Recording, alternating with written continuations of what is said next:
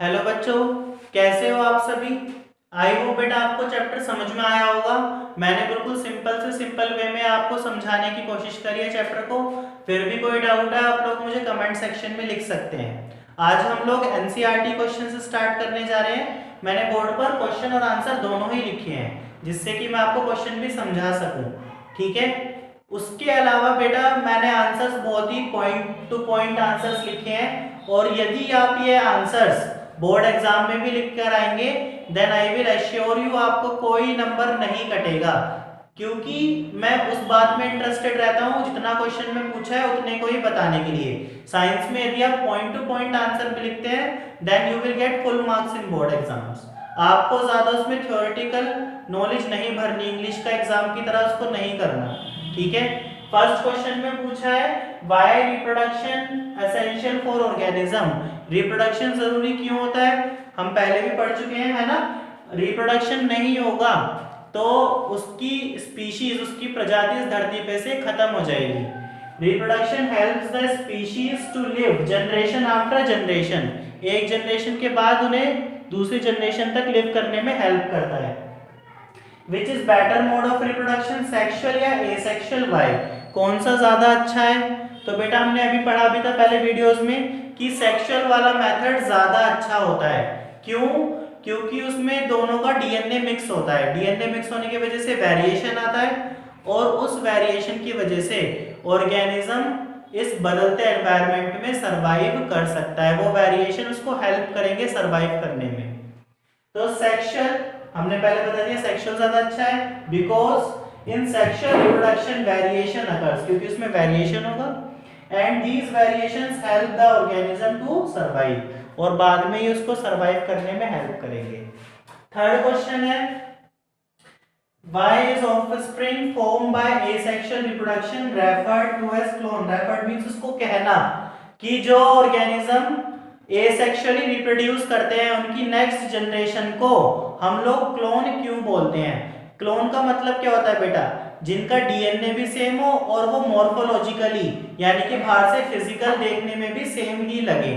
तो बेटा जो एसेक्सुअल रिप्रोडक्शन में बिना गैमीट के फ्यूज होकर बनता है, एक पेरेंट दो में डिवाइड हो जाता है ना। तो जब एक पेरेंट दो में डिवाइड होता है तो ना तो कोई गैमीट फॉर्म हुआ ना फ्यूज हुआ, जिसकी वजह से वो बिल्कुल कैसा दिखता है, अपने पेरेंट्स की तरह। In asexual reproduction no fusion of gametes take place. कोई गैमीट का फ्यूजन या उनकी मिक्सिंग नहीं होती। Due to which clones are produced, जिसकी वजह से क्लोन्स प्रोड्यूस होते हैं। और क्लोन्स है क्या, a clone is a morphologically, morphologically मतलब बाहर से देखने पर, एंड जेनेटिकली, जेनेटिकली मतलब उनका डीएनए, उनका आरएनए, उनके जीन्स, ठीक है ना। सिमिलर टू पेरेंट ऑर्गेनिज्म, किसकी तरह होते हैं, पेरेंट की तरह होते हैं। तो इसलिए जो एसेक्सुअल में न्यू ऑर्गेनिज्म बनेंगे उनको क्या बोलेंगे, क्लोन। ठीक है।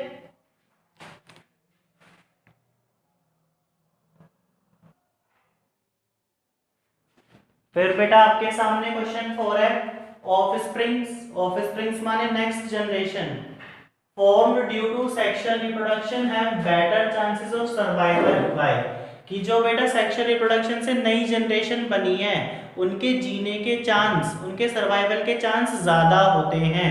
ऐसा क्यों, और is this statement always true, क्या ये बात हमेशा सही होगी। ठीक है। तो हम बताएंगे कि सेक्सुअल रिप्रोडक्शन में क्या होता है, वेरिएशन, और ये वेरिएशन हेल्प करते हैं ऑर्गेनिज्म को सरवाइव करने में। एडवर्स कंडीशन मतलब खतरनाक कंडीशंस में भी ऑर्गेनिज्म, बेकार से बेकार कंडीशन में भी ऑर्गेनिज्म सरवाइव कर सकता है इन वेरिएशन की वजह से। लेकिन ये स्टेटमेंट हमेशा सही नहीं है। वेरिएशन से, बदलाव से ऑर्गेनिज्म और बिगड़ भी सकता है, ठीक है, और ज्यादा बेटर चेंजेस भी आ सकते हैं, उसमें कुछ भी हो सकता है। तो no it is not always true, हमेशा ये बात सही नहीं होगी। कई बारी एसेक्सुअल से भी ऑर्गेनिज्म ज्यादा अच्छा प्रोड्यूस हो सकता है, बट ज्यादा चांसेस जो होते हैं अच्छे ऑर्गेनिज्म बनाने के वो सेक्सुअल रिप्रोडक्शन के लिए होते हैं, ज्यादा चांसेस। फिर फिफ्थ क्वेश्चन है हाउ डज प्रोजेनी, प्रोजेनी मतलब next generation, formed from asexual reproduction differ from those of sexual reproduction, कि जो प्रोजेनी, जो नेक्स्ट जनरेशन एसेक्सुअल से बन रही है उसमें क्या फर्क है? Differ means different. किसके मुकाबले दोस्त फ्रॉम सेक्सुअल रिप्रोडक्शन, जो सेक्सुअल से बन रही है उसमें क्या फर्क है?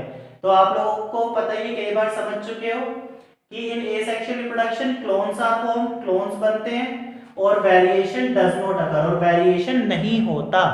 लेकिन सेक्सुअल रिप्रोडक्शन में clones are not form, clones नहीं बनते और वेरिएशन होता है। ठीक है,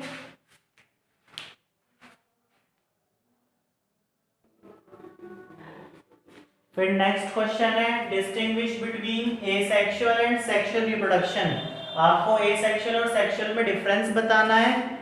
और why is vegetative reproduction also considered as a type of asexual reproduction, और वेजिटेटिव रिप्रोडक्शन एक एसेक्सुअल का ही टाइप क्यों है ये आपको समझाना है। तो सेक्सुअल रिप्रोडक्शन और एसेक्सुअल में आपको पता भी है it involves fusion of male and female gamete. इसमें मेल और फीमेल गैमीट का फ्यूजन मींस मिक्स होते हैं दोनों, और इसमें मिक्स नहीं होते, डज नॉट। ठीक है, इसमें कितने पेरेंट्स रहते हैं? 2 पेरेंट्स, और इसमें 1 पेरेंट। अब वेजिटेटिव वाला एसेक्सुअल क्यों है? वही बात, because no gamete formation take place, कोई गैमीट का फॉर्मेशन इसमें नहीं होता, कोई स्पर्म एग इस मेथड में प्रोड्यूस नहीं होते। ठीक है,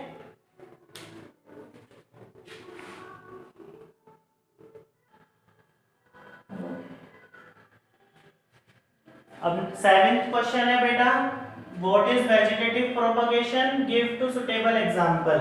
वेजिटेटिव प्रोपगेशन क्या है, इसके दो एग्जांपल बताने हैं। तो it is a type of asexual reproduction, asexual reproduction का टाइप है जिसमें हम किसी भी प्लांट के पार्ट से, जैसे स्टेम से मनी प्लांट उग जाता है ना, किसी भी पार्ट से न्यू प्लांट को उगा सकते हैं। In which new plants are obtained from old plant parts, plant के पुराने पार्ट से हम न्यू प्लांट उगा सकते हैं। जैसे आइज ऑफ पोटैटो, पोटैटो में व्हाइट कलर की आइज निकलने लगते हैं, उससे न्यू पोटैटोस ग्रो हो सकते हैं। Leaves buds of bryophyllum, bryophyllum में लीव्स बड से न्यू ब्रायोफिलम का प्लांट उग सकता है। फिर 8 क्वेश्चन है, define juvenile phase, reproductive phase, senescent phase. Juvenile phase क्या है? Time after birth till maturity, birth के बाद से मैच्योरिटी, मैच्योरिटी मतलब रिप्रोडक्शन की एज तक का समय क्या है? जुवेनाइल। और रिप्रोडक्टिव फेज तो आपको पता ही है, टाइम पीरियड टू रिप्रोड्यूस, जो रिप्रोडक्शन का टाइम पीरियड है दैट इज रिप्रोडक्टिव फेज। और सेनेसेंट फेज के time when organism lost ability to reproduce, ये वो टाइम है जब एक ऑर्गेनिज्म अपनी क्षमता खो देता है रिप्रोडक्शन की, ओल्ड एज जब आ जाती है। ठीक है,